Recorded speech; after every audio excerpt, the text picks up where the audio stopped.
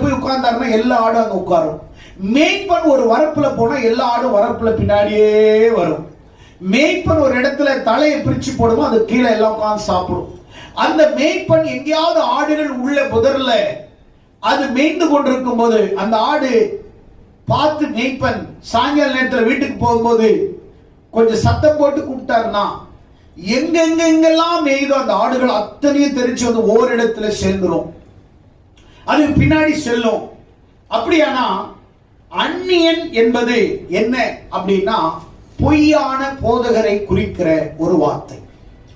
அந்நிய என்றால் பொய்யான போதகனை குறிக்கும் ஒரு வார்த்தை. இந்த அந்நியன் யார் என்றால் சாத்தானின் தூதனாகவும் சாத்தானின் குரலாகவும் ஒழிக்கிறவர், இவன் தான் அந்நியன். அப்போ இன்னைக்கு உண்மையான விசுவாசி தன்னிச்சையாக